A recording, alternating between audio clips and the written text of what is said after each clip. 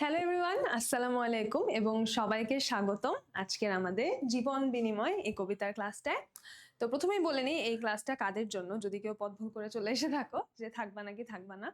এই ক্লাসটা হচ্ছে তোমরা এসএসসি 26, 27, 28, 29, 30, 31, 45, 40 যেই ব্যাচই হয়ে থাকো না কেন, তোমাদের সিলেবাসে যদি জীবন বিনিময় এই কবিতাটা থাকে তাহলে এই ক্লাসটা তোমার জন্য।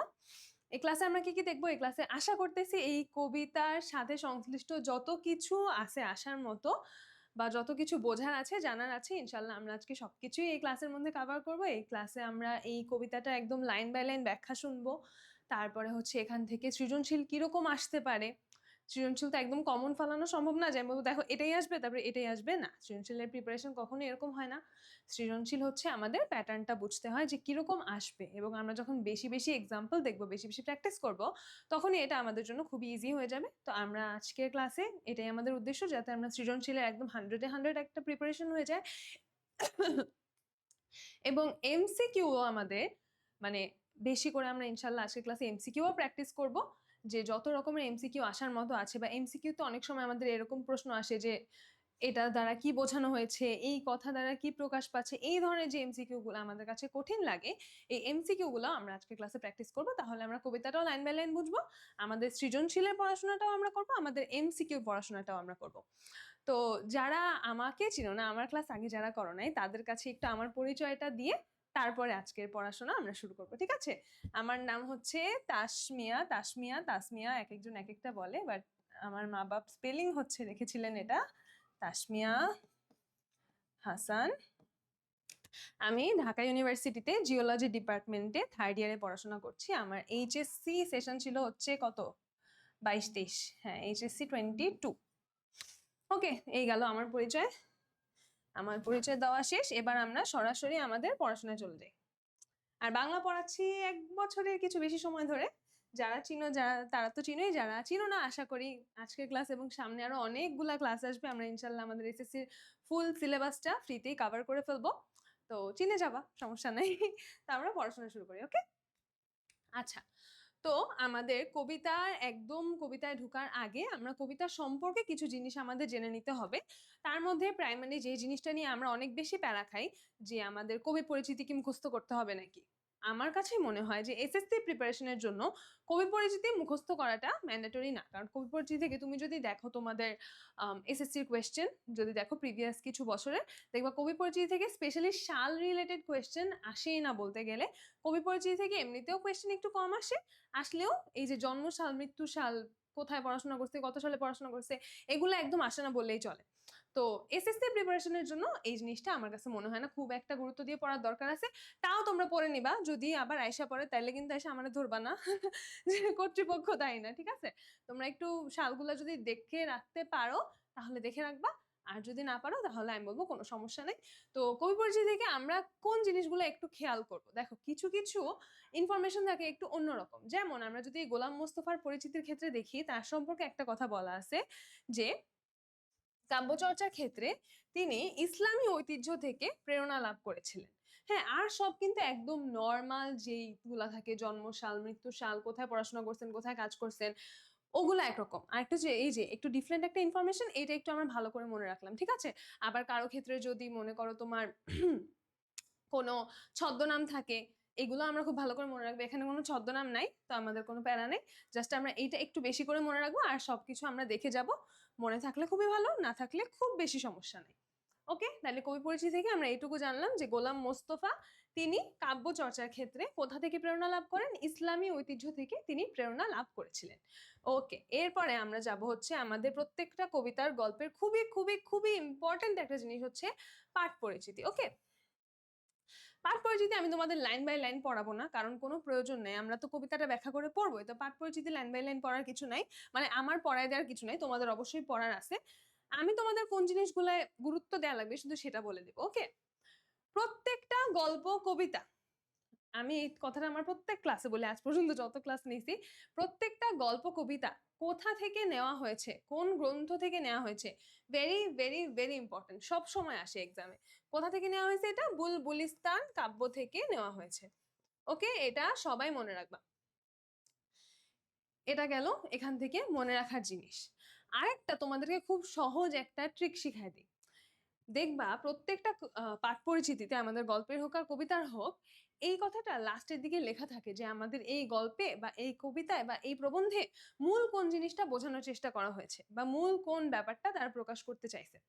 যেমন এখানে যদি দেখো, আমি সবটা পড়লাম না, লাস্টে দেখো কি বলছে, সন্তানের প্রতি পিতামাতার অপরিসীম ভালোবাসা ও অনুভূতি প্রকাশ পেয়েছে কবিতাটিতে। তাহলে কবিতাটিতে মূলত কি প্রকাশ পাইছে এটা কিন্তু এখানে এক লাইনেই সামারি করা আছে, ঠিক আছে? আজান দিচ্ছে। আচ্ছা, তাহলে আমাদের পাঠ পরিচিতি থেকে কোন দুইটা জিনিস আমি বলছি একদম স্পেশালি মাথায় রাখবো। একটা হচ্ছে যে যে গল্প বা কবিতাটা আমরা পড়বো সেটা কোন বই থেকে নেওয়া হয়েছে, এবং আমাদের পাঠ পরিচিতির লাস্টের দিকে সব সময় আমরা দেখবো যে এভাবে করে একটা লাইন লেখা থাকে যে আমাদের এই গল্প বা কবিতায় কোন জিনিসটা মূলত প্রকাশ পেয়েছে। তো এই জিনিসটা আমাদের এমসিকিউর ক্ষেত্রে অনেক কাজে লাগে, আমাদের সৃজনশীল লেখার ক্ষেত্রেও অনেক কাজে লাগে। তো এই জন্য এই জিনিসটা আমরা একটু স্পেশালি মাথায় রাখবো। যদিও আমরা যখন আমাদের গল্প বা কবিতাটা পড়বো এমনিতে আমাদের জানা হয়ে যাবে যে এটা কি নিয়ে লেখা আছে বা একটা আইডিয়া তো হয়ে যায়, তাই না? কিন্তু তাও যেখানে হচ্ছে বইয়ে সরাসরি একটা লাইন যেখানে লেখা আছে, এই লাইনটা কিন্তু অনেক সময় সরাসরি এমসিকিউতেও দিয়ে দেয়, এই জন্য এই লাইনটাও মনে রাখা আমাদের জন্য খুবই ইম্পর্টেন্ট। এছাড়াও আমি তোমাদেরকে সবাইকে রেকমেন্ড করবো যে পাঠ পরিচিতিটা খুব ভালোভাবে পড়ে মাথায় রাখবা, কেননা আমরা একটা কবিতা পড়তেছি, তাই না? এখন কবিতার লাইন তো আমরা হুবহু আমাদের সৃজনশীল উত্তর লেখার সময় লিখে দিতে পারবো না। এই জিনিসটা সুন্দরভাবে বইয়ের ভাষায় ন্যারেট করা আছে আমাদের পাঠ পরিচিতি গুলাতে। হ্যাঁ, তো এগুলো যদি আমরা ভালো মতো একটু মনে রাখি, তাহলে কিন্তু আমাদের জন্য আমাদের সৃজনশীল গুলা লেখা এবং সৃজনশীল লেখার ক্ষেত্রে একটু সুন্দর বাক্য বানানোতে আমাদের অনেক হেল্প করবে। ওকে, তাহলে আমরা এখন কি করি, সরাসরি আমাদের কবিতা পড়ায় চলে যাই। ওকে, আচ্ছা, তো এই কবিতার প্রেক্ষাপটটা আশা করি সবাই জানো, যারা জানো না তাদের জন্য বলে নেই। বাদশাহ বাবর ছিলেন হচ্ছেন একজন মুঘল সম্রাট, এবং তার সন্তানের নাম ছিল হচ্ছে হুমায়ুন, ঠিক আছে, তার পুত্র। তো এখানে এমন একটা অবস্থা আমরা দেখতে পাই যে বাদশাহ বাবরের সন্তান হুমায়ুন সে হচ্ছে একটা কঠিন রোগে আক্রান্ত হয়, একদম মানে দুরারোগ্য ব্যাধি, এরকম একটা অবস্থা যে সে হচ্ছে আর বাঁচবে না। হ্যাঁ, ডাক্তার কবিরাজা চেষ্টা করেও কিছু করতে পারছেন না। তো এমন একটা সময় বাদশাহ বাবর কি করলেন এবং তারপরে কি হলো, এটা হচ্ছে আমাদের কবিতার মূল ঘটনা। ওকে, তাহলে আমরা কবিতাটা পড়া শুরু করি। বাদশাহ বাবর কাঁদিয়া ফিরিছে, নিদ নাহি চোখে তার। নিদ শব্দের অর্থ হচ্ছে ঘুম। ওকে, নিদ শব্দের অর্থ হচ্ছে ঘুম। তার মানে কি, যে তিনি কেঁদে ফিরছেন এবং তার চোখে কোনো ঘুম নাই। কেন ঘুম নাই তার চোখে? পুত্র তাহার হুমায়ুন বুঝি বাঁচে না এবার আর।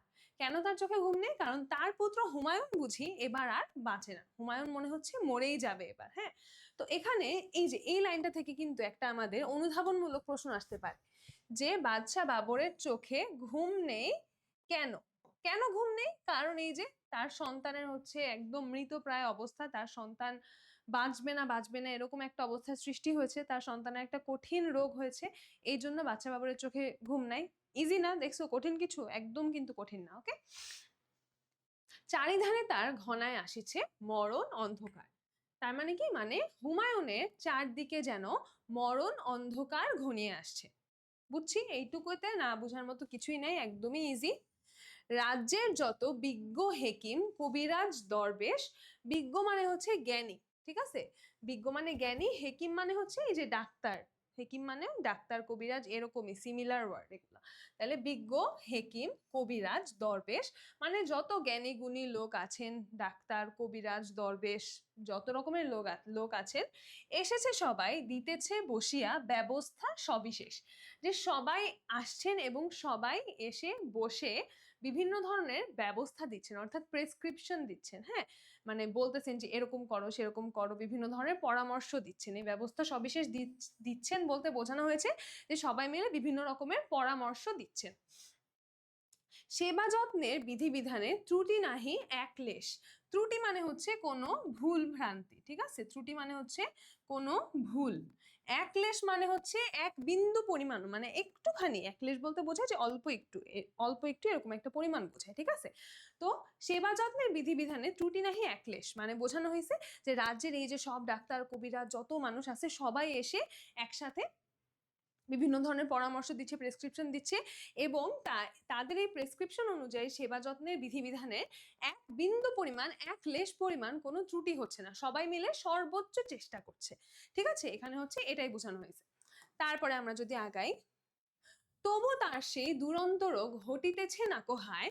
দুরন্ত রোগ বলতে এখানে কি বোঝানো হয়েছে? এই যে কঠিন একটা রোগ, যে রোগটা এখানে খুব দুষ্টু। দুরন্ত বলতে এমনিতে আমরা বুঝাই যে খুব দুষ্টু, যাকে একদম দমানো যায় না, এরকম। হ্যাঁ, এখানে দুরন্ত রোগ বলতে কি বোঝানো হয়েছে? যে একদম মানে আরোগ্য লাভের মতো না, এমন একটা রোগ যেটা হচ্ছে ঠিক করতে পারছে না তারা। হটিতেছে, হটিতেছে শব্দের অর্থ হচ্ছে সরছে না। হটিতেছে না মানে হচ্ছে সরছে না।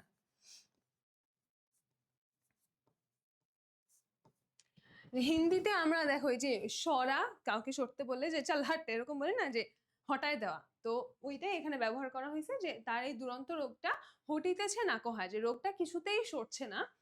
যতদিন যায় দুর্ভোগ তার ততই বাড়িয়া যায়। এটা তো সবাই বুঝতে পারছো, যে যত দিন যাচ্ছে তার দুর্ভোগ, তার দুঃখ কষ্ট, সাফারিং ততই বেড়ে যাচ্ছে। জীবন প্রদীপ নিভিয়ে আসিছে অস্ত রবির প্রায়। আচ্ছা, এখানে দেখো তার জীবন প্রদীপ, এখানে তার জীবনটাকে প্রথমে একটা প্রদীপের সাথে তুলনা করা হয়েছে, তারপর আবার সেই জীবন প্রদীপটাকে একটা অস্ত রবির সাথে তুলনা করা হয়েছে। একটু ভেঙে বলতেছি। জীবন প্রদীপ মানে তো সবাই বুঝছো, তাই না, যে তার জীবনটাকে একটা প্রদীপের সাথে তুলনা করা হয়েছে। সে যতক্ষণ বেঁচে আছে ততক্ষণ তার সেই জীবন প্রদীপটা জ্বলছে, সে যদি মারা যায় তার জীবন প্রদীপটা নিভে যাবে। এটা একটু তো বুঝছো সবাই। এখন তার জীবন প্রদীপটা নিভিয়ে নিভিয়ে আসছে, মানে নিভে আসতেছে কিসের মতো? অস্ত রবির মতো। রবি শব্দের মানে সূর্য, এটা আশা করি সবাই জানো। রবি মানে কি? রবি মানে হচ্ছে সূর্য, সান, তাই না? অস্ত রবি মানে বোঝানো হয়েছে হচ্ছে অস্তমিত সূর্য, মানে যেই সূর্য হচ্ছে অস্ত যাচ্ছে, বুঝছো? সূর্য যখন অস্ত যায় কি হয় বলতো? চারিদিকে অন্ধকার ঘনায় আসে না? যে সূর্য তো চারদিকে আলোকিত করে রাখে, তারপর যখন সূর্যটা অস্ত যায়, যখন মনে করো সূর্য অস্ত যাচ্ছে একদম ঠিক সন্ধ্যাবেলা, এখন মনে হয় ওইরকমই টাইম, ওই সময় কি হয়? আস্তে আস্তে চারিদিকটা অন্ধকার হয়ে আসে। তো তার জীবন প্রদীপটা যেন আস্তে আস্তে নিভে যাচ্ছে। সে তো এখনো মরে যায় নাই, তাই না? সে কিন্তু এখনো জীবিত আছে। তো সে মরে যাচ্ছে, এরকম একটা অবস্থা। তো সূর্য অস্ত যাবে যাবে, চারদিকে আলোটা কমে আসছে আসছে, এইরকম একটা অবস্থা সাথে তুলনা করা হয়েছে তার জীবন প্রদীপের। বুঝছি সবাই? একটু আশা করি সবাই বুঝতে পারছি যে জীবন প্রদীপ নিভিয়ে আসছে অস্ত রবির প্রায় মানে হচ্ছে অস্তমিত সূর্যে যেমন চারিদিক আস্তে আস্তে অন্ধকার ঘনিয়ে আসে, সেরকম তার জীবনেও যেন আস্তে আস্তে মৃত্যুর অন্ধকারটা ঘনিয়ে আসছে। হ্যাঁ, আরেকটা জিনিস এখানে তোমরা খেয়াল করলে দেখবা যে এই কবিতায় জীবনকে আলোর সাথে এবং মৃত্যুকে অন্ধকারের সাথে তুলনা করা হয়েছে, এবং বারবার খুবই প্রমিনেন্টলি। হ্যাঁ, যেমন এখানে আমরা দেখতে পাচ্ছি বলা হয়েছে জীবন প্রদীপ নিভিয়ে আসিছে অস্তরবির প্রায়। আবার এখানে একবার বলা হয়েছে দেখো, যে চারিধারে তার ঘনায় আসিছে মরণ অন্ধকার। এই যে মৃত্যুকে এখানে সরাসরি অন্ধকারের সাথে তুলনা করা হয়েছে। ওকে, এগুলা কিন্তু মানে কবিতার সুন্দর সুন্দর ব্যাপার, এগুলো একটু খেয়াল করলে তোমরা দেখতে পাবা। আচ্ছা, তারপর আমরা আসি সুধালো বাবুর ব্যগ্র কণ্ঠে ভীষক বৃন্দে ডাকি। কিছু হয়তো নতুন শব্দ আছে তোমাদের জন্য, আমরা আস্তে আস্তে যাই। ব্যগ্র মানে হচ্ছে খুব উদ্গ্রীব হয়ে, খুব আকুল হয়ে। হ্যাঁ, যে মনে করো যে তোমার খুব কাছের কেউ যদি খুব অসুস্থ হয়ে পড়ে, তখন আমরা যেভাবে ডাকবো একজন ডাক্তারকে, যে ডাক্তার সাহেব একটু প্লিজ বলেন যে কি করতে হবে, বা এই ধরনের একটা কণ্ঠ, যে খুব উদ্গ্রীব হয়ে, হ্যাঁ আকুল হয়ে ডাকলেন ভীষক বৃন্দ। ভীষক শব্দের অর্থ হচ্ছে ডাক্তার। ওকে,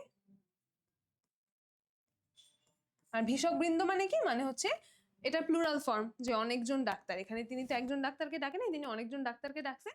ডাক্তারদের ডেকে বলছেন, বলো বলো আজি সত্যি করিয়া দিও না কোমরে ফাঁকি, যে তোমরা আমাকে প্লিজ সত্যি করে বলো, যেটা সত্যি, যেটা বাস্তব কথা সেটাই বলো, কোনো সুগার কোটিং করো না, কোনো মিথ্যা বলো না, আমার মন রাখার জন্য।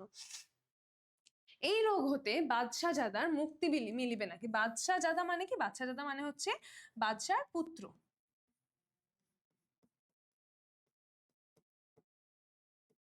যে এই রোগ হতে কি আমার ছেলে, আমার সন্তান কি এই রোগ থেকে সুস্থ হবেন নাকি? নত মস্তকে রহিল সবাই, কহিল না কোনো কথা। নত মস্তক মানে কি? মানে হচ্ছে মাথা নিচু করে রইল সবাই। হ্যাঁ, যে কোনো কথা বলতে পারছে না। এখন কথা কি বলবে? যে না আপনার ছেলে মরে যাবে, এটা তো আর বাচ্চার সামনে দাঁড়ায় বলা যায় না। এমনিতেই একজন পিতাকে তার সন্তানের মৃত্যুর খবর দেওয়া খুবই একদম হৃদয় ভেঙে যাওয়ার মতো একটা ব্যাপার, তার উপরে সে আবার হচ্ছে বাচ্চা, তো তার সামনে তো আর বলা যায় না যে হ্যাঁ আপনার ছেলে তো মরে যাবে। এই জন্য সবাই মাথা নিচু করে চুপ করে রইল। তাহলে কি নতমস্তকে রহিল সবাই, কহিল না কোনো কথা, সবাই মাথা নিচু করে রাখলো এবং চুপ করে থাকলো। মুখর হইয়া উঠিল তাদের সে নিষ্ঠুর নীরবতা। তাহলে মুখর হইয়া উঠিল মানে কি, এই তাদের এই নীরবতাটাই যেন একদম অনেক জোরে শুনতে পাওয়া গেল। মুখর হওয়া মানে কি একদম লাউড, হ্যাঁ, তাদের নীরবতাটাই যেন সবচেয়ে উচ্চ স্বরে কানে লাগছিল। মুখর হইয়া উঠিল তাদের সে নিষ্ঠুর নীরবতা। তাদের এই নীরবতাটাকে নিষ্ঠুর কেন বলা হচ্ছে? কারণ এই নীরবতাটা কিন্তু বাদশাহজাদার বা হুমায়ুনের মৃত্যুর সংবাদ বহন করছে। এই নীরবতার অর্থ কি? এই নীরবতার অর্থই হচ্ছে এটা যে হুমায়ুন আর সুস্থ হবে না, বা হুমায়ুনের সুস্থ হওয়ার কোনো সম্ভাবনা, কোনো আশার আলো এই ডাক্তাররা দেখাতে পারছেন না। এটাও কিন্তু আমাদের অনুধাবনমূলক প্রশ্নে আসতে পারে যে তাদের এই নীরবতাকে নিষ্ঠুর কেন বলা হয়েছে। কেন বলা হয়েছে বলতো? আমি এইমাত্র একবার বললাম, আরেকবার বলি, যে নীরবতাকে নিষ্ঠুর বলা হয়েছে কারণ এই নীরবতার মধ্যেই তারা বহন করছিল হুমায়ুনের আসন্ন মৃত্যুর সংবাদ। এই লাইনগুলো তোমরা পারলে নোট করে রাখবা, তাহলে তোমাদের জন্য রিভিশন দেওয়া ইজি হবে, ঠিক আছে? একবার শুনলেই তো আর মনে থাকে না সবকিছু। ওকে, শেল সম আসি বাবরের বুকে বিধিল কিসের ব্যথা। শেল সম মানে হচ্ছে তীক্ষ্ণ বা ধারালো অস্ত্রের মতো, ঠিক আছে? এটা একটু লিখে দিই, যে ধারালো অস্ত্রের মতো। যে এই কথা শুনে বা এই কথা না শুনে, মানে যেহেতু তিনি জিজ্ঞাসা করার পর সবাই চুপ করে থাকছেন এবং এতেই বোঝা গেছে যে তারা এটাই বুঝাইতে চাচ্ছেন যে এখান থেকে হুমায়ুনের সুস্থ হওয়ার কোনো সম্ভাবনা নাই। তো এই নীরবতা শোনার পরে বা এই নীরবতাটা দেখার পরে বাবরের বুকে যেন একটা তীক্ষ্ণ অস্ত্রের মতো, মানে তীক্ষ্ণ অস্ত্র দিয়ে যদি কেউ আঘাত করতো তাহলে যেরকম ব্যথা অনুভূত হতো, সেই রকম একটা ব্যথা অনুভব হলো বাবরের বুকে।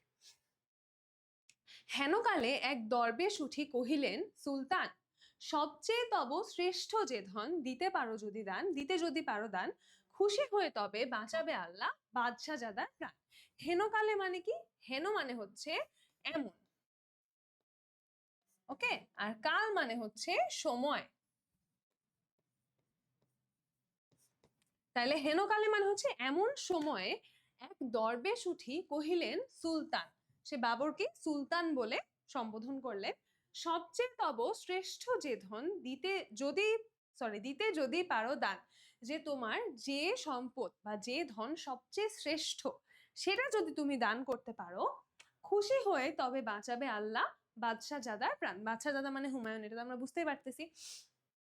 বলছে তোমার কাছে যে সম্পদ সবচেয়ে শ্রেষ্ঠ, সবচেয়ে দামি, সেটা যদি তুমি দান করতে পারো, তবে আল্লাহ তাআলা খুশি হয়ে তোমার পুত্রের প্রাণ ভিক্ষা দিবেন। শুনিয়া সে কথা কহিল বাবর, শঙ্কা নাহিক মানি। এ কথা শুনে বাবর বলল যে আমি কোনো ভয় পাই না, কোনো ভয় বা শঙ্কাকে আমি মানি না। শঙ্কা শব্দের অর্থ ভয়, এটা আশা করি সবাই জানো, কেউ যদি না জেনে থাকো তাহলে জেনে নাও। শঙ্কা মানে হচ্ছে ভয়, যে আমি কোনো ভয় কোনো শঙ্কাকে মানি না। আমার হ্যান্ডরাইটিং খুবই খারাপ, তার জন্য আমি তোমাদের সবার কাছে অনেক সরি। আমার হ্যান্ডরাইটিং কে কেউ মনে করবে না, আচ্ছা ঠিক আছে আমার টিচারের হ্যান্ডরাইটিং এমন, তাহলে আমার হ্যান্ডরাইটিং এমন হলে সমস্যা নেই। আমার কিন্তু এসএসসি এইচএসসি সব পরীক্ষা টরীক্ষা দেওয়া শেষ, ঠিক আছে? আমার কিন্তু এখন আর কেউ হ্যান্ডরাইটিং এর জন্য ধরবে না, তোমাদের ধরবে। ওকে, তাহলে সে বলল, তিনি বললেন যে আমি কোনো ভয় মানি না, যদি তাই হয় প্রস্তুত আমি দিতে সেই কোরবানি, যদি তাই হয় তাহলে সেই কোরবানি দেওয়ার জন্য আমি প্রস্তুত। কোন কোরবানি? যে নিজের যে সবচেয়ে দামি যে সম্পদটা সেটা দান করার জন্য আমি প্রস্তুত। সবচেয়ে মোর শ্রেষ্ঠ যে ধন, জানি তাহা আমি জানি, যে আমার কোন সম্পদটা সবচেয়ে শ্রেষ্ঠ সেটা আমি জানি। এতেক বলিয়া, এতেক মানে হচ্ছে এই পর্যন্ত, ঠিক আছে? মানে এতখানি বলে, এই পর্যন্ত বা এতখানি বলে, কি লিখতাছি, এই পর্যন্ত বলিয়া আসন পাতিয়া নিরিবিলি গৃহতল, অর্থাৎ তিনি তার ঘরের মধ্যে গিয়ে, গৃহতল বলতে এমনি ঘরের ছাদের তলায় ঘরের মধ্যে বসে আছেন এরকমই বুঝাইছে। আসন পাতিয়া নিরিবিলি গৃহতল, যে তিনি ঘরে গিয়ে চুপ করে আসন পেতে বসলেন। গভীর ধ্যানে বসিল বাবর শান্ত অচঞ্চল, বলে এই কথা বলে তিনি গিয়ে গভীর ধ্যানে বসলেন, শান্ত এবং অচঞ্চল। চঞ্চল শব্দের মানে তো আমরা সবাই জানি, মানে যে স্থির না, ঠিক আছে? আর অচঞ্চল মানে কি?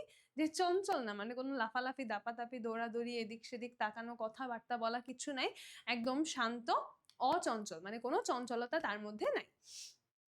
শান্ত অচঞ্চল হয়ে প্রার্থনারত হাত দুটি তার নয়নে অশ্রুজল, এবং তার হাত দুইটা আল্লাহ তাআলার কাছে প্রার্থনারত এবং চোখের মধ্যে অশ্রুজল অর্থাৎ কি চোখে পানি, তিনি আল্লাহর কাছে কাঁদলেন এবং প্রার্থনা করলেন। কি প্রার্থনা করলেন? কহিল কাঁদিয়া, হে দয়াল খোদা, হে রহিম রহমান, মোর জীবনের সবচেয়ে প্রিয় আমারই আপন প্রাণ, তাই নিয়ে প্রভু পুত্রের প্রাণ করো মোরে প্রতিদান। তিনি আল্লাহ তাআলার কাছে কি বললেন? আল্লাহ তাআলাকে তিনি দয়াল খোদা এবং রহিম রহমান বলে ডাকলেন এবং বললেন যে তার নিজের কাছে সবচেয়ে প্রিয় হচ্ছে তার নিজের প্রাণ, এবং এই সবচেয়ে তার দামি সম্পদটা নিয়ে যাতে আল্লাহ তাআলা তার পুত্রের প্রাণটা তাকে প্রতিদান দেয়, তার প্রাণটা নিয়ে যাতে তার বিনিময়ে তার পুত্রের প্রাণটা তাকে প্রতিদান দেওয়া হয়, তার পুত্র যাতে বেঁচে থাকে এবং সুস্থ হয়ে ওঠে। স্তব্ধ নীরব গৃহতল, মুখে নাহি কারো বাণী, গভীর রজনী সুপ্তি মগন, নিখিল বিশ্ব রানী। আচ্ছা, স্তব্ধ নীরব গৃহতল, এইটুক মানে আশা করি সবাই বুঝতে পারছি। স্তব্ধ মানে হচ্ছে নীরব, একদম যেখানে কোনো সাউন্ড নাই। নীরব মানে তো সবাই বুঝো। গৃহতল মানে এখানে তার ঘরটাকে বোঝানো হয়েছে। মুখে নাহি কারো বাণী, বাণী শব্দের অর্থ হচ্ছে কথা,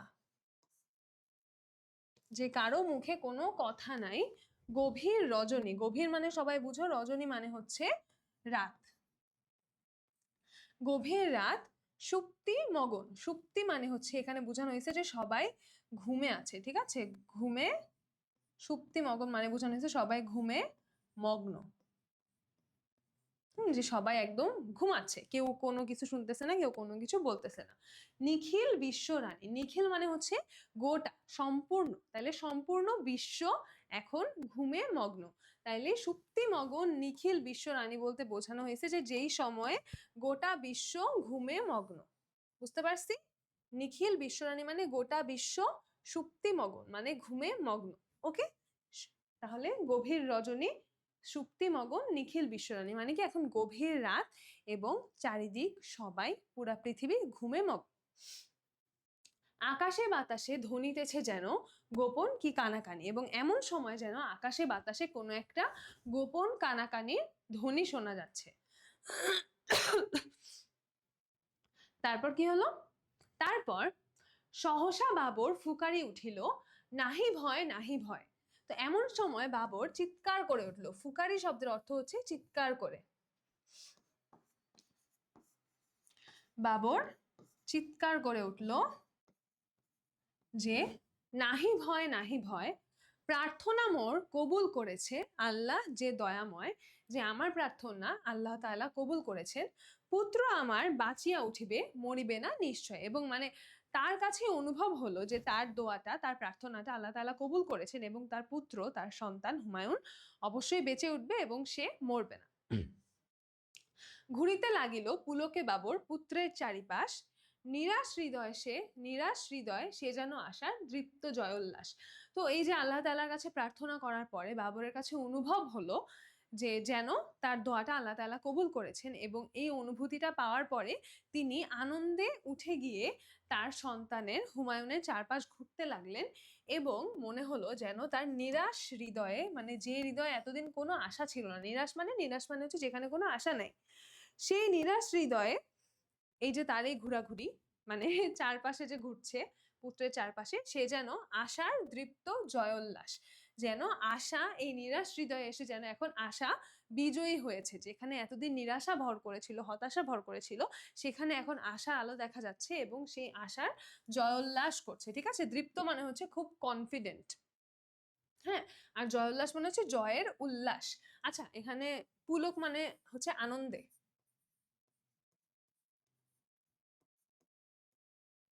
আচ্ছা, তাহলে বাবর একদম খুশি হয়ে তার পুত্রের চারিপাশ ঘুরতে লাগলো, এবং এটা যেন হচ্ছে তার সেই নিরাশ হৃদয়ে আশার দৃপ্ত জয়োল্লাস, যে আশা এখন তার এই নিরাশ হৃদয়ে জয় লাভ করেছে এতদিনে, এখন তিনি আশার আলো দেখতে পাচ্ছেন যে তার পুত্র বেঁচে উঠবে। আশা করতেছি সবাই সবকিছু বুঝতে পারতেছে, আমি চেষ্টা করতেছি যতটা ভেঙে সম্ভব ততটা ভেঙে বলা। লাইভ ক্লাস হলে তো তোমরা সরাসরি কমেন্ট করো, আপু এটা বুঝিনি, এটা বুঝিনি, এটা বুঝিনি, রেকর্ডেডে সেই সুযোগ নাই। এই জন্য আমি চেষ্টা করতেছি যে কারো যাতে কোনো কোয়েশ্চেন নাই থাকে আমি যাতে আগে থেকে আনসার করে রাখতে পারি। তাও যদি কারো কোনো কোয়েশ্চেন থাকে প্লিজ সবাই কমেন্ট করবা, আমি ইনশাল্লাহ তোমাদের সবগুলো কমেন্টই পড়বো, আমি সবগুলো কমেন্টই পড়ার ট্রাই করব এবং সেই অনুযায়ী তোমাদের ক্লাসগুলো দেওয়ার ট্রাই করবো যাতে তোমাদের সর্বোচ্চ হেল্পটা হয়। ওকে, আমরা ব্যাক টু পড়াশোনা। তিমির রাতের তোরণে তোরণে উষার পূর্বাভাস, এটা একটা মোটামুটি আমার কাছে মনে হয় যে তোমাদের জন্য বুঝতে একটু কঠিন হতে পারে এই লাইনটা, তবে খুবই সহজ। তিমির শব্দের অর্থ হচ্ছে অন্ধকার, ঠিক আছে? এখানে তিমির মানে কিন্তু তিমি মাছ না, তিমির মানে হচ্ছে অন্ধকার। তিমির রাতে তোরণে তোরণে, তোরণ শব্দের অর্থ কি জানো? তোরণ শব্দের অর্থ হচ্ছে গেট বা ফটক, মানে বুঝছো? গেট, গেট থাকে না, দরজা, গেট, সেই গেটই হচ্ছে তোরণ বা ফটক। তিমির রাতের তোরণে তোরণে, তাহলে কি হইলো? অন্ধকার রাতের গেটে, অন্ধকার রাতের গেটে কে আসছে? অন্ধকার রাতের গেটে আসছে উষা। উষা মানে কি? উষা মানে হচ্ছে ভোর। দেখো আমি কি বলছি, আমি বলছি না এই যে জীবন মৃত্যুকে আলো অন্ধকারের একটা কন্ট্রাস্ট দিয়ে এখানে বোঝানো হয়েছে। তাহলে দেখো তিমির রাতের তোরণে তোরণে, এই যে এতদিন যে মৃত্যু ঘনিয়েছিল চারপাশে, বিপদ ঘনিয়েছিল, সেটা কি? সেটা ছিল হচ্ছে তিমির রাত, অন্ধকার রাত। এখন সে বিপদটা কেটে যাচ্ছে, এখন সে সুস্থ হয়ে উঠছে, এই জন্য উষার পূর্বাভাস দেখা যাচ্ছে। পূর্বাভাস মানে কি? যে কোনো কিছু আসার আগের যে লক্ষণটা, পূর্বের যে আভাস, সেটাই তো পূর্বাভাস, রাইট? তো তিমির রাতের তোরণে তোরণে উষার পূর্বাভাস মানে কি? যে অন্ধকার রাতের দুয়ারে বা অন্ধকার রাতের গেটে বা দরজায় যেন এখন ভোরের যে পূর্বাভাস সেটা এসে দাঁড়াইছে। দেখো এখানে খুবই সুন্দর একটা ব্যাপার আছে, যে যখন হচ্ছে হুমায়ুন মারা যাবে যাবে এমন অবস্থা, সেই সময়টাকে তুলনা করছেন কবি অস্ত রবির প্রায়, অস্তমিত সূর্যের মতো। আবার যখন তার বেঁচে ওঠার একটা সম্ভাবনা দেখা দিছে, সেই সময়টাকে তিনি তুলনা করছেন তিমির রাতের তোরণে তোরণে উষার পূর্বাভাস, সূর্য যখন উঠে তার সাথে তুলনা করছেন। কি সুন্দর না ব্যাপারটা? এটা কিন্তু আমি আগে খেয়াল করিনি, এখন তোমাদের পড়ানোর সময় আমি খেয়াল করলাম, এন্ড খুবই মানে সুন্দর, ইন্টারেস্টিং। কবিতাগুলো আসলে মনোযোগ দিয়ে গভীর থেকে পড়লে কিন্তু অনেক কিছু বোঝা যায়। বাহ, সুন্দর, ভালো লাগলো। ওকে, সেই দিন হতে রোগ লক্ষণ দেখা দিল বাবরের, হৃষ্টচিত্তে গ্রহণ করিল শয্যা সে মরণের। আচ্ছা, এর আগে কি হয়েছে? এর আগে হচ্ছে ওই যে বাবর বুঝতে পারছে যে তার দোয়া কবুল হয়েছে এবং সে খুশিতে তার পুত্রের কাছে চলে আসছে। তারপরে কি হয়েছে? তারপর সেই দিন হতে বাবরের রোগ লক্ষণ দেখা দিল এবং হৃষ্টচিত্তে, হৃষ্ট শব্দের অর্থ হচ্ছে সন্তুষ্ট, ওকে? সন্তুষ্ট চিত্তে, চিত্ত মানে কি? চিত্ত মানে হচ্ছে মনে, যে একদম সন্তুষ্ট মনে, খুশি মনে, হৃষ্ট চিত্তে বলতে অ্যাজ আ হোল বোঝানো হইতেছে খুশি মনে, ওকে?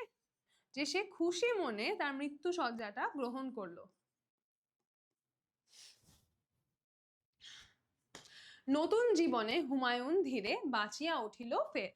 তারপরে কি হলো? হুমায়ুন ধীরে ধীরে, ফের মানে এখানে বোঝানো হয়েছে আবার, যে সে আবারও ধীরে ধীরে তার নতুন জীবনে বেঁচে উঠলো। মরিল বাবর নানা ভুল কথা মৃত্যুকে তারে কয়। তো এরপরে হচ্ছে বাবর মৃত্যুবরণ করলো, কিন্তু আমাদের কবি বলছেন যে মরিল বাবর, কিন্তু এটা ভুল কথা। বাবর আসলে মৃত্যুবরণ করে নাই। কেন? মরিয়া বাবর অমর হয়েছে, নাহি তার কোনো ক্ষয়। কারণ সে এই মৃত্যুর মাধ্যমে সে অমরত্ব লাভ করেছে, মারা গিয়েও সে অমর হয়ে গেছে। কেন অমর হয়ে গেছে? কারণ পিতৃস্নেহের কাছে হইয়াছে মরণের পরাজয়। কারণ সে মৃত্যুকে পরাজিত করে নিজে মৃত্যুবরণ করেছে। কারণ মৃত্যুটা হওয়ার কথা ছিল কার? মৃত্যু হওয়ার কথা ছিল তার সন্তান হুমায়ুনের, কিন্তু সেই মৃত্যুকে তিনি তার পিতৃস্নেহ, তার সন্তানের প্রতি ভালোবাসা দিয়ে সেই মৃত্যুকে তিনি পরাজিত করেছেন এবং নিজে মৃত্যুবরণ করেছেন। তাই তিনি সন্তানের প্রতি ভালোবাসার একটা দৃষ্টান্ত স্থাপন করে অমর হয়ে আছেন। ঠিক আছে? এই যে এই গল্পটা, তার এই আত্মত্যাগের গল্পটা আমরা এখনো পড়ছি, এখনো আমরা বাবরকে স্মরণ করছি, তার এই ভালোবাসার গল্পকে স্মরণ করছি। তো এটাই তো অমর হয়ে থাকা, তাই না? যে যাকে হচ্ছে মানুষ ভুলে যায় না, সেই তো মানুষের মনে অমর হয়ে থাকে, সেই তো এই যে আমাদের বইয়ের পাতায় অমর হয়ে আছে, তাই না? তাহলে আমরা তো এটার সাথে পুরোপুরি একমত পোষণ করতেই পারি যে এই মৃত্যুকে মৃত্যু বলা যায় না, বরং তিনি এই মৃত্যুবরণ করে তিনি অমর হয়ে আছে। তো এখানে আমরা যতগুলো লাইন পড়লাম, প্রত্যেকটা লাইন থেকেই কিন্তু অনুধাবনমূলক প্রশ্ন আসতে পারে, যে এই লাইনটা দ্বারা কি বোঝানো হয়েছে, এই লাইনটা ব্যাখ্যা করো। আমি দুই একটা নিজে মেনশন করছি যে আচ্ছা এটা কিন্তু আসতে পারে, এটা কিন্তু আসতে পারে। এছাড়াও আরো অনেকগুলো লাইন থেকেই আসতে পারে, প্রায় সব লাইন থেকেই আসতে পারে। আমি কিন্তু প্রত্যেকটা লাইনই ব্যাখ্যা করছি। তো তোমরা এই ব্যাখ্যাগুলো প্লিজ খুব ভালোভাবে মনে রাখবা, প্রত্যেকটা ওয়ার্ডের মিনিং খুব ভালোভাবে মনে রাখবা, যাতে এগুলো যে কোনোটা থেকেই যে কোনো 2 মার্কের প্রশ্ন আসলে, অনুধাবনমূলক প্রশ্ন আসলে তোমরা যাতে ঠিক করে আনসার করতে পারো। ওকে, এই গেল আমাদের কবিতার ব্যাখ্যা। তারপরে আসি আমরা এখানে আরেকটা ইম্পর্টেন্ট জিনিস, শব্দার্থ ও টিকা। এখান থেকে আমাদের এমসিকিউ আসে, ঠিক আছে? শব্দার্থ থেকে এমসিকিউ আসে, শব্দার্থ থেকে জ্ঞানমূলক আসে। এই জন্য আমরা সবাই শব্দার্থগুলা খুবই খুবই ভালোভাবে মনে রাখবো। শব্দার্থগুলো আমার তোমাদের ধরে ধরে পড়ায় দেওয়ার কিছু নেই, তোমরা এটা খুবই ভালো করে নিজ দায়িত্বে পড়ে নিবা। ওকে, এবার আমরা চলে যাই হচ্ছে আমাদের সৃজনশীল।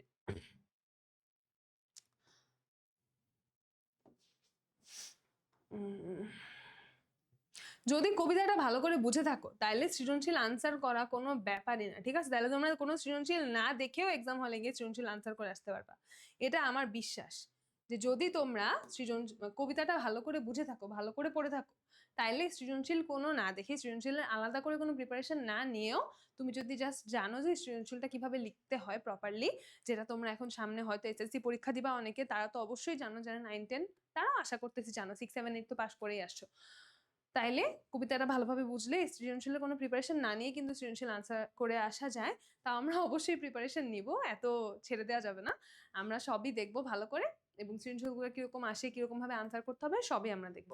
ওকে, তাহলে চলো শুরু করি। আচ্ছা, আমরা যদি আমাদের ফার্স্ট সৃজনশীলটায় চলে যাই, আমরা একটু দেখি আমাদের উদ্দীপকে কি বলা আছে। মনে হয় বাবা যেন বলছে আমায়, আয় রে আমার কাছে আয় মামুনি। এটা একটা গানের লাইন, গানটা তোমরা শুনেছো হয়তো, না শুনলেও সার্চ দিয়ে শুনে নিতে পারো। আয় খুকু আয়, প্রবাবলি গানটার নাম। আচ্ছা যাই হোক, সবার আগে আমি দেখি তোকে, দেখি কেমন খোপা বেঁধেছিস তুই, কেমন কাজল দিলি কালো চোখে, ছেলেবেলার দিন ফেলে এসে সবাই আমার মতো বড় হয়ে যায়, জানি না কজনে আমার মতন মিষ্টি সে পিছু ডাক শুনতে যে পায়।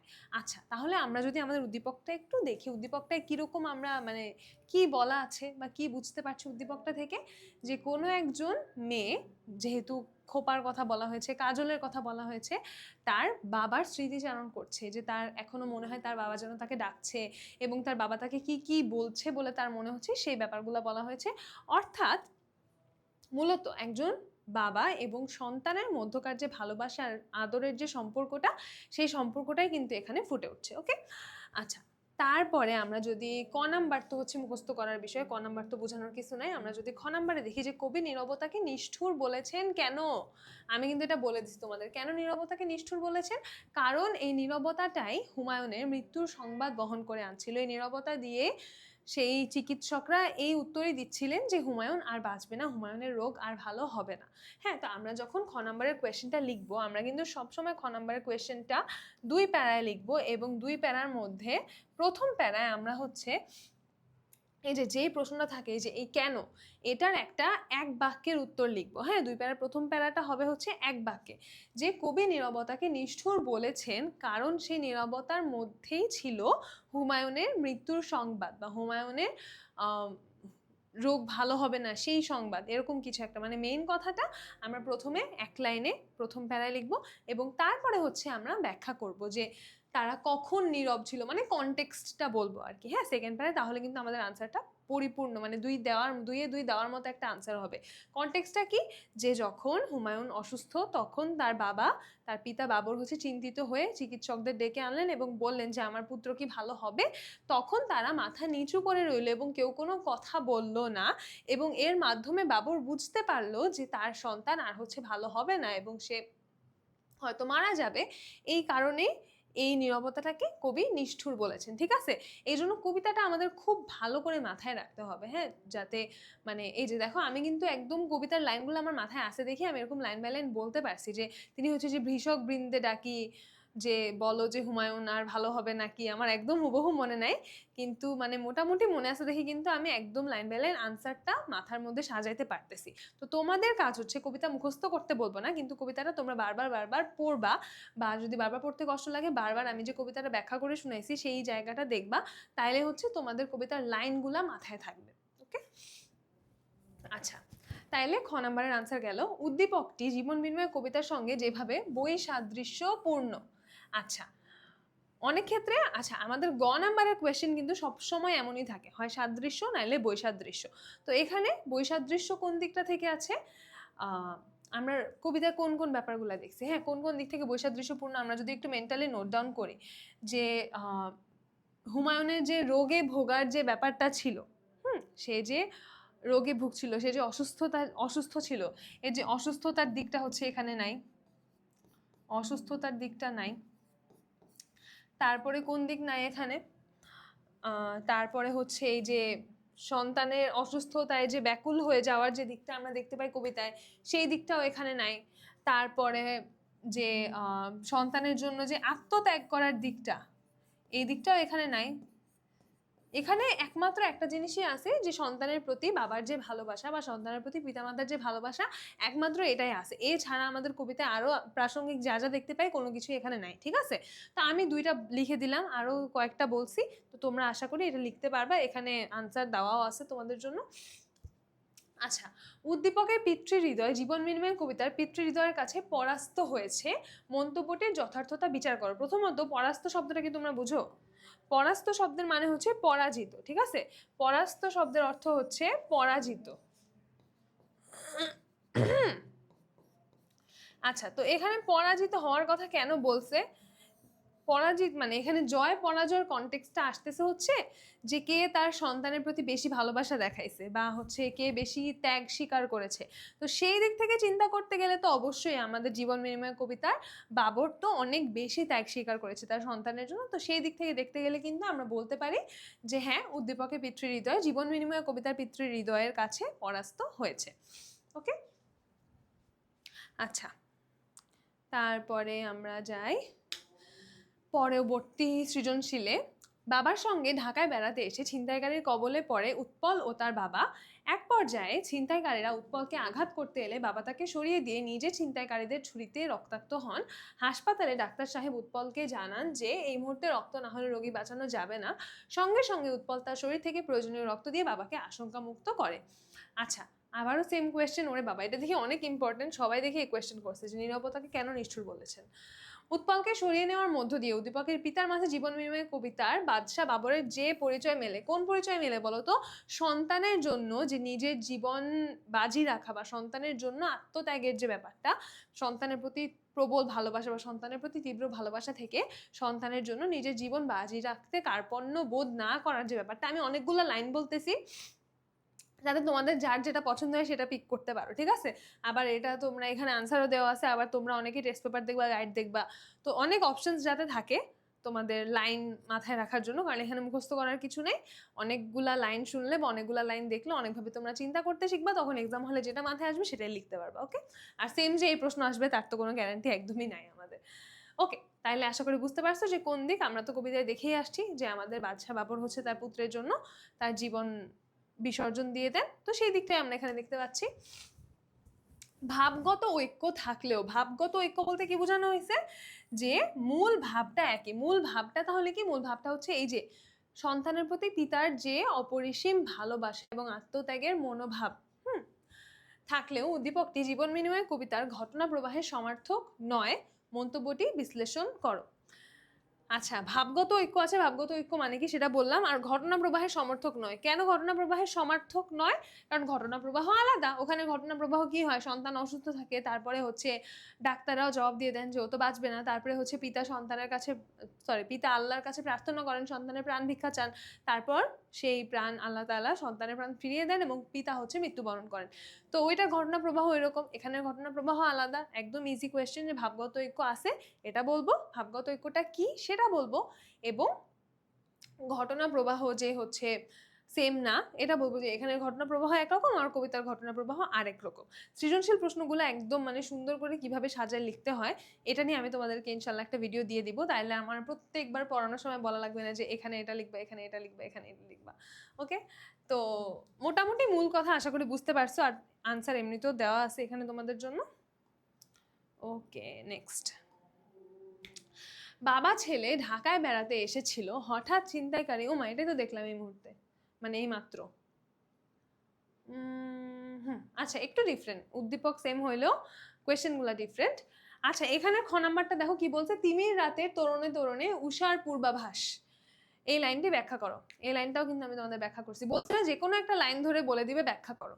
তাহলে এখানে কি বোঝানো হয়েছে? তিমির রাতে তরুণে তরুণে উষার পূর্বাভাস বলতে বোঝানো হয়েছে যে এই যে হুমায়ুনের এই অসুস্থতার বা হুমায়ুনের চারিপাশ থেকে মৃত্যুর অন্ধকার কেটে গিয়ে সে যখন ধীরে ধীরে সুস্থ হয়ে উঠতে শুরু করে, সেই ব্যাপারটাকে বা সেই পরিস্থিতিটাকে বোঝানোর জন্য কবি এই লাইনটা ব্যবহার করেছেন। ওকে, তারপরে তোমরা সেকেন্ড প্যারায় গিয়ে জিনিসটা ব্যাখ্যা করবা যে তিমির রাতের তরুণে তরুণে উষার প্রকাশ বলতে এখানে কি বোঝানো হয়েছে, যে এখানে মৃত্যুটাকে অন্ধকার রাতের সাথে তুলনা করা হয়েছে এবং তার বেঁচে ওঠার যে সম্ভাবনা সেটাকে হচ্ছে উষা বা ভোরবেলার সাথে তুলনা করা হয়েছে। এভাবে করে তোমরা সুন্দর করে তোমাদের অনুধাবনমূলক প্রশ্নের 2 প্যারা লিখে ফেলবা। ওকে, তারপরে দেখি উদ্দীপকের ঘটনাটি জীবন বিনিময় কবিতার মূল ভাবনার সঙ্গে কিভাবে প্রাসঙ্গিক, এটা আমরা আগের প্রশ্নেও দেখছি যে সন্তানের প্রতি ভালোবাসা বা সন্তানের প্রতি আত্মত্যাগের যে মনোভাব বা সন্তানের জন্য নিজের জীবন বাজি রাখা বা নিজের জীবন বিসর্জন দেওয়ার যে মনোভাব, সেই দিক থেকে হচ্ছে আমরা এখানে মিল দেখতে পাচ্ছি। উদ্দীপকের বাবা ও মূল কবিতার বাবা কে বেশি আত্মত্যাগী, এই প্রশ্নটা আমার একটা ফোঁটা পছন্দ হয় না, ভেরি উইয়ার্ড প্রশ্ন।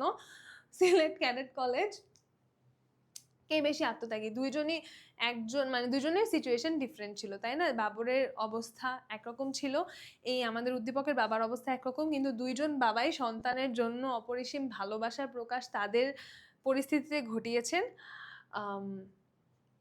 কিন্তু আমরা যদি এখানে আনসার দিতেই হয়, আচ্ছা একটা হচ্ছে যে এই ঘ নাম্বারের যে প্রশ্নগুলো এগুলো কিন্তু ওপেন এন্ডেড কোয়েশ্চেন হয়, হ্যাঁ, এগুলো এমন না যে তোমার একটা মানে ফিক্সড সঠিক উত্তর আছে সেটাই তোমার লিখতে হবে। এগুলা কিন্তু তুমি তোমার নিজের মতো করে উত্তর লিখতে পারো যদি তুমি সেটার পক্ষে যথেষ্ট কি বলবো এভিডেন্স দিতে পারো।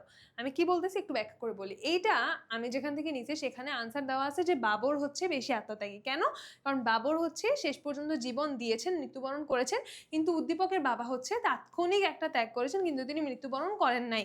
ওকে, এটা হচ্ছে আমাদের গাইডের আনসার। কিন্তু আমার কাছে মনে হয় যে এভাবে আসলে আত্মত্যাগ আমরা পরিমাপ করতে পারি না যে বাবর বেশি আত্মত্যাগ করেছেন নাকি উদ্দীপকের বাবা বেশি আত্মত্যাগ করেছেন, বরং দুইজন বাবাই তার সন্তানের জন্য যখন প্রয়োজন হয়েছে তখন নিজের জীবনটা বিসর্জন দিতে দ্বিধাবোধ করেন নাই।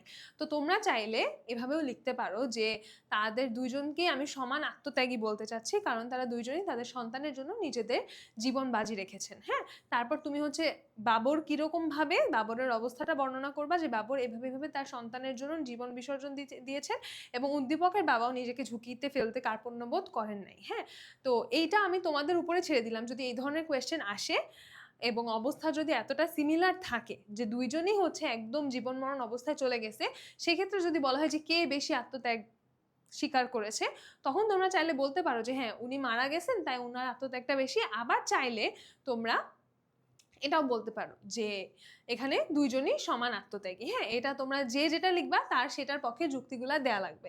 তো আমি আমারটা যুক্তি তোমাদের বললাম এবং বাবর বেশি আত্মত্যাগী ওইটার যুক্তি হচ্ছে এখানে দেওয়াই আছে। তো তোমরা যার যেটা পছন্দ হয় লিখতে পারো। ওকে ওকে, তারপরে আমরা পরের সৃজনশীলটা যদি দেখি, মা কয় বাছারে চুপটি করিয়া ঘুমাতে একটিবার, ছেলে রেগে কয় ঘুম যে আসে না কি করিব আমি তার, পাণ্ডুর গালে চুমো খায় মাতা সারা গায়ে দেয় হাত, পারে যদি বুকে যত স্নেহ আছে ঢেলে দেয় তারই সাথ, নামাজের ঘরে মোমবাতি মানে দরগায় মানে দান, ছেলেরে তাহার ভালো করে দাও কাঁদে জননীর প্রাণ, ভালো করে দাও আল্লাহ রসুল ভালো করে দাও পীর, কহিতে কহিতে মুখখানি ভাসে বহিয়া নয়ন নীর। আচ্ছা, তারপরে এখানে যদি আমরা খ নাম্বারটা দেখি যে মোর জীবনের সবচেয়ে প্রিয় আমারে আপন প্রাণ বলতে কবি কি বুঝিয়েছেন? খুবই সহজ, যেখানে বোঝানো হয়েছে যে বাবরের সর্বশ্রেষ্ঠ যে সম্পদ সেটা হচ্ছে তার নিজের প্রাণ, এটাই বোঝানো হয়েছে। তারপরে কনটেক্সট দিবা, ঠিক আছে, যে দরবেশ এই কথা বলছিল তারপর হচ্ছে সেই প্রসঙ্গে বাবর এই কথা বলেন। তো এটা আশা করি তোমরা পারবা। উদ্দীপকে জীবন বিনিময় কবিতার কোন দিকটি প্রতিফলিত হয়েছে? এখানে আমরা কি দেখতে পাচ্ছি বলো তো? এটা হচ্ছে পল্লী জননী কবিতার লাইন। পল্লী জননী কবিতাটা তোমরা কেউ পড়ছো নাকি আমি জানি না, না পড়ে থাকলে পড়ে নিতে পারো, খুবই সুন্দর একটা কবিতা। তো এখানে আমরা দেখতে পাচ্ছি যে একজন ছেলে বা সন্তান সে হচ্ছে অসুস্থ এবং তার মা হচ্ছে তাকে নিয়ে খুবই উদ্বিগ্ন এবং আল্লাহর কাছে দোয়া করছে, তার সেবা করছে নিজের সর্বোচ্চটা দিয়ে। তো এই দৃশ্য হচ্ছে আমরা আমাদের এই উদ্দীপকে দেখতে পাই। তো উদ্দীপকের জীবন বিনিময় কবিতার কোন দিকটি প্রতিফলিত হয়েছে? তাহলে সন্তান, অসুস্থ সন্তানের জন্য পিতামাতার যে উদ্বিগ্ন হয়ে ওঠার ব্যাপারটা বা অসুস্থ সন্তানের জন্য সৃষ্টিকর্তার কাছে প্রার্থনা করা, অসুস্থ সন্তানের সেবা যত্ন করা, সবকিছু এখানে ফুটে উঠছে। ঠিক আছে, তাহলে আমরা প্রথমে এক লাইনে আনসারটা দিব যে কোন দিক, তারপরে আমরা সুন্দর করে বাকি 2টা প্যারা লিখবো এবং গ নাম্বারেরটা কিন্তু 3 প্যারা লিখতে হয়। সৃজনশীল কিভাবে সবচেয়ে সুন্দর করে লেখা যায় এটা নিয়ে আমি তোমাদের আলাদা ভিডিও দিব, এটা নিয়ে টেনশন করো না। আপাতত মূল কথাগুলা বুঝে রাখো যে আমাদের জীবন বিনিময় থেকে কোন কোন টপিকগুলো থেকে সৃজনশীল আসে। আচ্ছা, উদ্দীপকের মা এবং জীবন বিনিময়ে কবিতার বাদশাহ বাবরের অপত্য স্নেহ একই সূত্রে গ্রথিত। অপত্য স্নেহ মানে হচ্ছে সন্তানের প্রতি যে ভালোবাসা। অপত্য শব্দের অর্থ হচ্ছে সন্তান, ঠিক আছে? অপত্য তোমরা হচ্ছে মাইটোসিস বিভাজনের ক্ষেত্রে পড়ছো না, অপত্য কোষ। হ্যাঁ, ওই যে নতুন যে কোষগুলো হয় ওগুলাকে বলা হচ্ছে অপত্য কোষ। হ্যাঁ, মানে ওই মানে প্যারেন্ট সেল থেকে যে নতুন সেলগুলো আসতেছে ওইটা তাদের সন্তান না, ওই জন্য এটাকে বলে অপত্য কোষ। সেরকম মানুষের ক্ষেত্রে অপত্য বলতে বোঝানো হয় সন্তান। তো অপত্য স্নেহ একই সূত্রে গ্রথিত মানে হচ্ছে একই সূত্রে গাঁথা। একই সূত্রে গাঁথা। আমি কিন্তু এই ক্লাসগুলো অনেক ভেঙে ভেঙে সবকিছু বলতেছি। হ্যাঁ, মানে আমি ধরে নিতেছি যে তোমরা তোমার হয়তো কেউ ক্লাস 10 এর শুরুতে আছো, কেউ ক্লাস 9 এর শুরুতে আসো এবং তোমাদের হাতে সেই টাইমটা আছে। যদি টাইম না থাকে একটু টেনে টেনে ক্লাস দেখে যাবা, ঠিক আছে? যদি কারো এমন হয় যে কালকেই পরীক্ষা। যেহেতু সবার উদ্দেশ্যে এই জন্য ক্লাসগুলো আমি একটু বড় করে পুরাপুরি ডিটেলসে নিতেছি যাতে কারো কোনো ডাউট না থাকে। কেউ যদি বিরক্ত হও আই এম সরি। আচ্ছা, মন্তব্যটি বিশ্লেষণ করে তোমার উত্তরের পক্ষে যুক্তি দাও। আচ্ছা, এখানে কি বলা হয়েছে যে তাদের অপত্য স্নেহ একই সূত্রে গাঁথা। অবশ্যই যে দুইজনের ক্ষেত্রেই আমরা সন্তানের প্রতি অপরিসীম ভালোবাসাটা দেখতে পাই, যে সন্তানের অসুস্থতায় উদ্বিগ্ন হয়ে ওঠা, সন্তানের সুস্থতার জন্য সৃষ্টিকর্তার কাছে প্রার্থনা করা, এই সব কিছুই আমরা দেখতে পাচ্ছি। তাইলে আমরা বলতে পারি যে হ্যাঁ, এই মন্তব্যটা যথার্থ এবং উত্তরের পক্ষে যুক্তি। তো আমাদের কবিতাতেও আমরা দেখতে পাই যে বাবর কিরকম উদ্বিগ্ন হয়ে ওঠে, আর এখানে আমরা দেখতে পাচ্ছি তার মাও তার ছেলের সুস্থতার জন্য ব্যাকুল হয়ে উঠছে।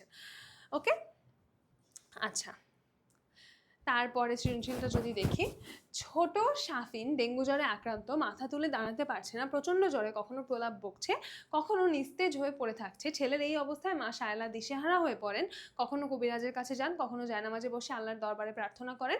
মায়ের অস্থিরতা দেখে চিকিৎসক অভয় দিয়ে বলেন পূর্ণ বিশ্রাম আর বেশি বেশি তরল খাবার খাওয়ালে ধীরে ধীরে আপনার ছেলে সুস্থ হয়ে যাবে। আচ্ছা, জীবন প্রদীপ নিভিয়ে আসছে অস্ত রবির প্রায়। যে লাইনগুলো আমি তখন বেশি করে বলছি সেই লাইনগুলোই কিন্তু আসতেছে, দেখছো খ নম্বরে।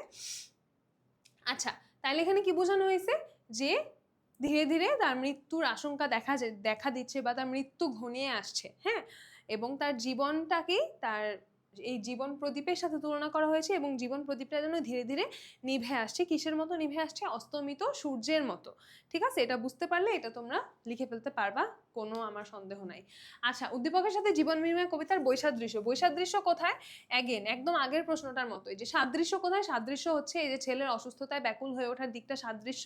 তাহলে বৈসাদৃশ্যটা কি? বৈসাদৃশ্যটা হচ্ছে ওই যে জীবন বিনিময় ধরনের কোনো পরিস্থিতির কিন্তু এখানে উদয় হয় নাই। যে বাবর যেরকম তার নিজের জীবন বিসর্জন দিয়ে ছেলের জীবন রক্ষা করেছেন, সেই রকম কোনো অবস্থা আমরা এখানে দেখতে পাই না। এটাই কিন্তু এখানে মূল বৈসাদৃশ্য। বৈসাদৃশ্য থাকলেও উদ্দীপকের মা জীবন বিনিময় কবিতার সম্রাট বাবরের চেতনাকে ধারণ করে আছেন। চেতনাটা কি? চেতনা হচ্ছে সন্তানের প্রতি ভালোবাসা বা অপত্য স্নেহ। ঠিক আছে, যেটা একটু আগে আমরা শিখলাম, যে এই দিকটা থেকে বা সন্তানের প্রতি অপরিসীম যে টান, যে স্নেহ, এই ব্যাপারটার দিক থেকে কিন্তু তাদের আমরা মিল দেখতে পাই। তো আমরা অনেকগুলা সৃজনশীল দেখে ফেললাম।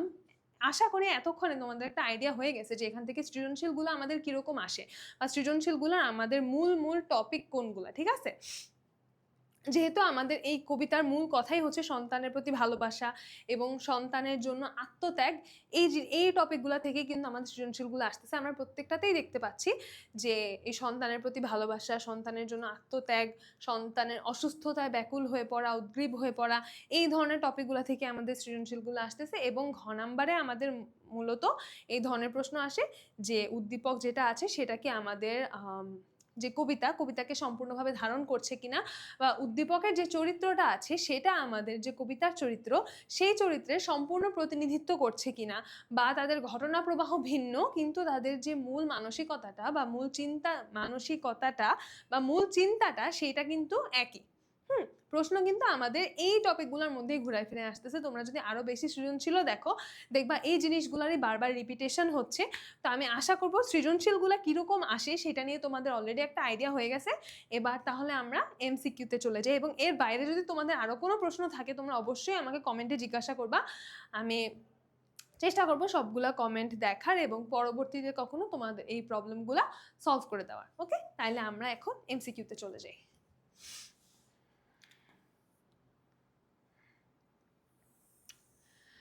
ওকে, কোন কবি কাব্যচর্চার ক্ষেত্রে ইসলামী ঐতিহ্য থেকে প্রেরণা লাভ করেছিলেন?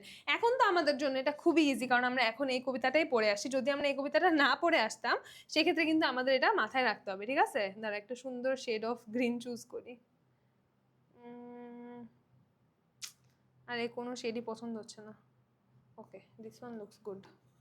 গোলাম মোস্তফা। আরে তারপর আমি অরেঞ্জ চুজ করলাম, এত কাহিনী কইরা। দাঁড়াও, 1 মিনিট। গোলাম মোস্তফা, ওকে। তারপরে আমরা দেখি, চারিধারে তার ঘনায় আসিছে মরণ অন্ধকার। এখানে কার মৃত্যু? খুবই ইজি, হুমায়ুনের। শুরুর দিকের এমসিকিউ গুলো একদম ইজি। ওকে ওকে। তারপরে, কার চিকিৎসা করার জন্য রাজ্যের সকল চিকিৎসক জড়ো হয়েছেন? হুমায়ুনের। হ্যাঁ, এগুলো কেমন প্রশ্ন, খুবই ইজি ইজি। ওকে, নেক্সট। জীবন বিনিময় কবিতায় দুরন্ত রোগ বলতে কি বোঝানো হয়েছে? দুরন্ত রোগ বলতে কি বোঝানো হয়েছে বলতো? চঞ্চল ব্যাধি বোঝানো হয়েছে, যে রোগ কোনো কথা শুনে না, অনেক দুষ্টু? নো। দুরন্ত রোগ বলতে এখানে বোঝানো হয়েছে মরণ ব্যাধি, যেই রোগের জন্য তার মৃত্যু ঘটবে সেটাকেই কিন্তু এখানে দুরন্ত রোগ বলে আখ্যায়িত করা হয়েছে। জীবন প্রদীপ নিভিয়ে আসিছে অস্তরবির প্রায়। এখানে অস্তরবির প্রায় বলতে কি বোঝানো হয়েছে বলতো? আমি অনেকবার বলছি ক্লাসের মধ্যে, অস্তগামী সূর্য। তারপর যদি আমরা আসি, হুমায়ুনের মুমূর্ষু অবস্থা বোঝাতে কোন উপমাটি ব্যবহার করা হয়েছে? যে সে যে একদম মানে মরে যাবে যাবে অবস্থা, মৃতপ্রায় অবস্থা, এটা বোঝানোর জন্য কোন উপমা ব্যবহার করা হয়েছে বলতো? জীবন প্রদীপ। না, জীবন প্রদীপকে তার মানে জীবনের সাথে তুলনা করা হয়েছে হচ্ছে জীবন প্রদীপ। অস্তরবির প্রায়, এটা দিয়ে কি বোঝানো হয়েছে? যে তার জীবন প্রদীপটা নিভে আসছে আসছে, অর্থাৎ সে মারা যাবে যাবে এমন একটা অবস্থা। তাইলে তার মুমূর্ষু অবস্থা বোঝানোর জন্য তো এটাই ব্যবহার করা হয়েছে, তাই না? অস্তরবির প্রায়। আশা করি তোমরা সবাই বুঝতে পারতেছো। তারপর যদি আমরা আসি, জীবন বিনিময় কবিতায় গৃহতল বলতে কি বোঝানো হয়েছে? গৃহতল বলতে বুঝে তার সমস্ত ঘরটাকেই বোঝানো হয়েছে, হ্যাঁ, যে সে ঘরের মধ্যে বসে প্রার্থনা করতেছে, এটাই বোঝানো হয়েছে যে গৃহতল। ওকে, নেক্সট। কার প্রার্থনা কবুল হয়েছে? ভেরি ইজি প্রশ্ন, এগুলো আসলে তোমাদের দেখানোরও কিছু নাই, খুবই সহজ। কার হৃদয়ে আশার আলো জ্বলে উঠেছে? এটা আমি আর বলবোই না, এটা তোমরা জানো। আচ্ছা, তিমির রাতের তরুণে তরুণে উষার পূর্বাভাস বলতে কি বোঝানো হয়েছে? এটা আমি অনেকবার বলছি, তো এটাও আশা করি তোমরা পারবা।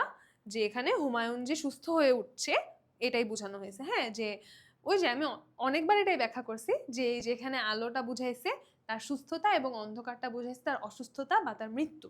তো যখন উষার পূর্বাভাস মানে কি, সে ধীরে ধীরে সুস্থ হয়ে উঠছে।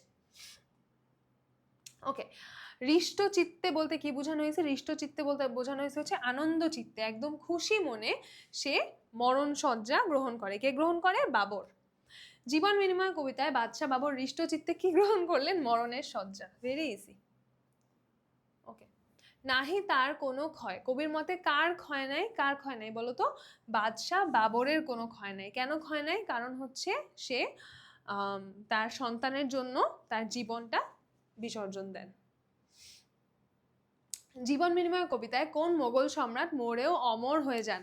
এখন এটা খুবই ইজি লাগবে, কিন্তু যখন এক্সামে 30টা কোয়েশ্চেনের মধ্যে দেখবা তখন একটু কনফিউজিং লাগবে, এই জন্য এমসিকিউ গুলো রাখছি। তাহলে কার? বাবর। বাবরের প্রার্থনার ভাষা ছিল গভীর আবেগপূর্ণ। ইয়েস। উল্লসিত। উল্লসিত মানে কি? উল্লসিত মানে হচ্ছে অনেক খুশি, আনন্দিত। না, উল্লসিত ছিল না, অত্যন্ত আন্তরিক। ইয়েস, তাহলে হবে কি 1 ও 3। ভিষক বৃন্দের নীরব থাকার কারণ কি? হুমায়ুনের রোগ আরোগ্যযোগ্য নয় বলে। হ্যাঁ, ভিষক বৃন্দ মানে ডাক্তাররা কেন নীরব ছিল? কারণ হুমায়ুনের রোগটা আর ঠিক হবে না, তারা এই কথাটা বাবরের সামনে বলতে পারছিল না দেখেই তারা নীরব ছিল। তারপর কি? চিকিৎসা তাদের সাধ্যের বাইরে বলে। হ্যাঁ, সহমত। তারা নিষ্ঠুর ছিল বলে না, এই জন্য না। নীরবতাটা নিষ্ঠুর ছিল, কিন্তু ভিষকবৃন্দ বা ডাক্তাররা তো নিষ্ঠুর ছিল না, তাই না? তাহলে আমাদের আনসার হবে 1 ও 2। ওকে, নেক্সট। বাবর চরিত্রে ফুটে উঠেছে পিতৃস্নেহ, অবশ্যই আল্লাহর প্রতি বিশ্বাস, সেটাও ফুটে উঠেছে, এবং আধ্যাত্মিকতা। আধ্যাত্মিকতা বলতে কিন্তু ওই যে আল্লাহর সাথে যে একটা সম্পর্ক থাকা, বা এখানে আমরা দেখতে পাই যে ওই যে বলে যে যখন চারিদিক নীরব হয়েছিল তখন তার কাছে মনে হচ্ছে যে আশেপাশে কিছু একটা কানাকানি চলতেছে, কোনো একটা কথা সে শুনতে পাচ্ছে এবং তারপরেই কিন্তু সে বুঝে ফেলছে যে ঠিক আছে আমার দোয়াটা কবুল হয়ে গেছে। এটাই কিন্তু আধ্যাত্মিকতা, হ্যাঁ? যে আল্লাহর সাথে তার একটা বিশেষ সম্পর্ক আছে যার কারণে সে নিজের মধ্যেই অনুভব করতে পেরেছে যে তার দোয়াটা কবুল হয়ে গেছে। তাহলে কিন্তু আমরা বলতে পারি যে হ্যাঁ, বাবরের মধ্যে আমরা আধ্যাত্মিকতা দেখতে পাই এবং আধ্যাত্মিকতার এভিডেন্সটা কি? এভিডেন্সটা হচ্ছে ওই যে ওই লাইনগুলা। বইটা কি আছে এখনো এখানে? এই যে এখানে আধ্যাত্মিকতার এভিডেন্স তোমাদের দেখাই। আরে ভাই,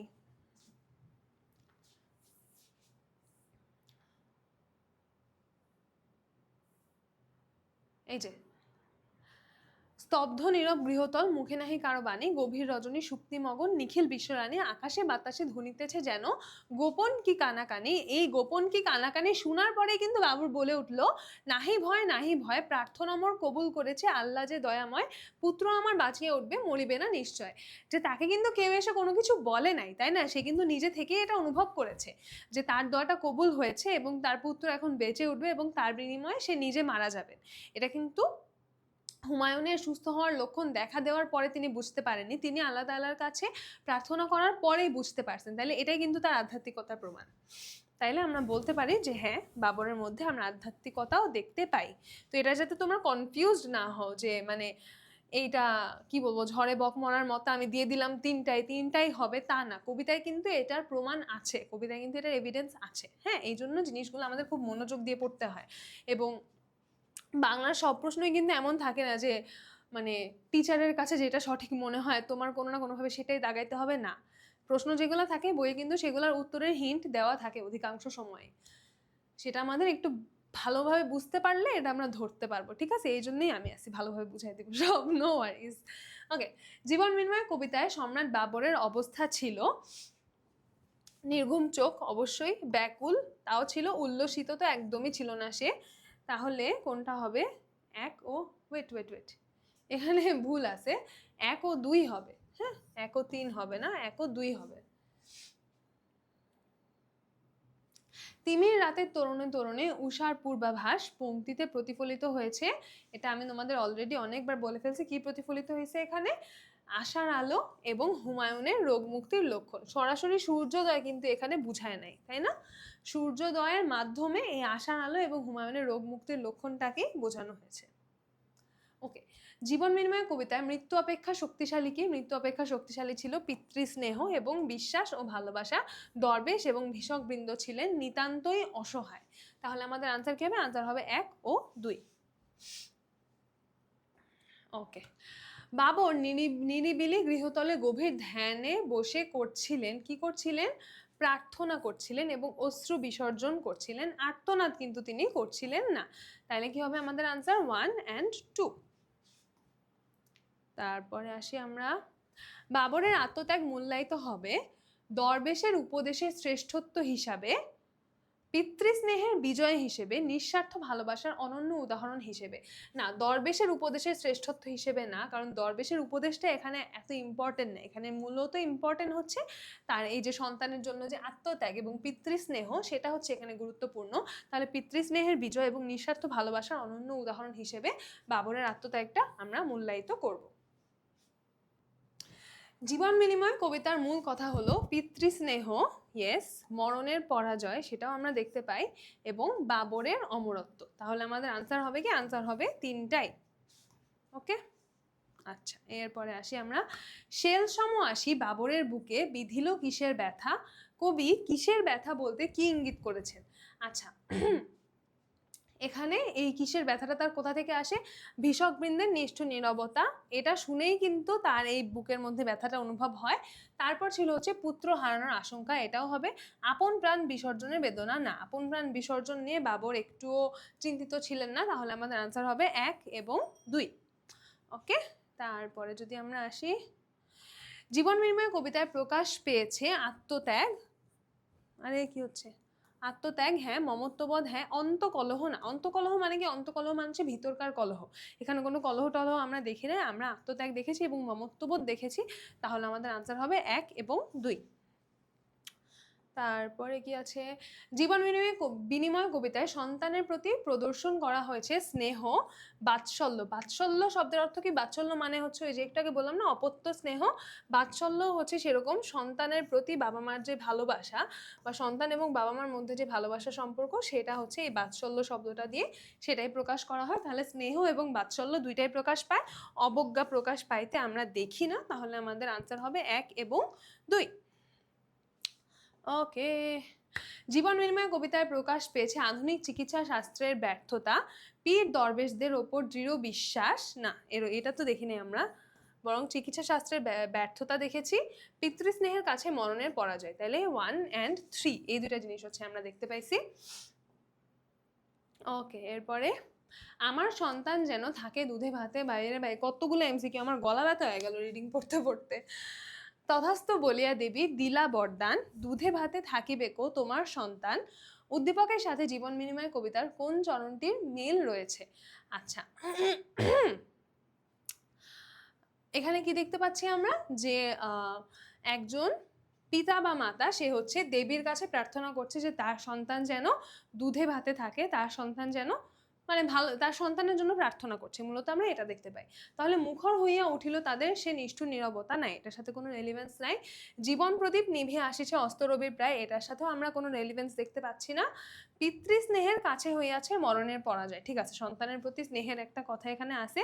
তাই নিয়ে প্রভু পুত্রের প্রাণ করমরে প্রতিদান, এখানে কিন্তু সরাসরি প্রভুর কাছে বা সৃষ্টিকর্তার কাছে বা আল্লাহর কাছে প্রার্থনা করা হচ্ছে। হ্যাঁ, তাহলে এটার সাথে কিন্তু আমরা সবচেয়ে বেশি মিল দেখতে পাই। এখানে যেরকম প্রার্থনা করছে যে আমার সন্তান যেন থাকে দুধে ভাতে, সেরকম এখানে প্রার্থনা করছে তাই নিয়ে প্রভু পুত্রের প্রাণ করমরে প্রতিদান। তাহলে এই যে সন্তানের জন্য সৃষ্টিকর্তার কাছে প্রার্থনা করার দিক থেকে কিন্তু এই দুইটাতে আমরা মিল দেখতে পাই। ওকে, তারপরে যদি আমরা যাই, উদ্দীপকে জীবন বিনিময় কবিতার কোন দিকটা ফুটে উঠেছে?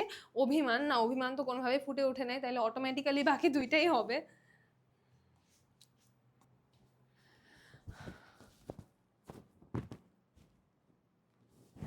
ওকে, নেক্সট।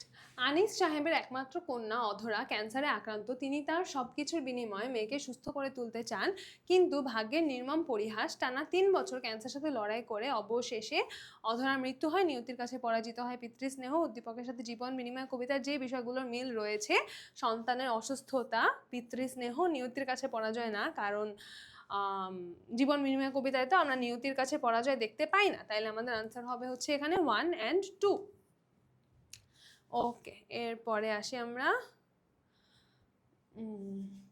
উদ্দীপকের সাথে কবিতার কোন চরণের সাদৃশ্য রয়েছে? পিতৃস্নেহের কাছে হইয়াছে মরণের পরাজয়, এটা হবে না কেন? কারণ এখানে মরণের পরাজয় হয় নাই। আচ্ছা, এখানে আমরা কি দেখতে পাই যে তিনি হচ্ছে সবকিছুর বিনিময়ে মেয়েকে সুস্থ করে তুলতে চান, তাই না? আচ্ছা, লাইনটা কেটে দিতেছি কেন?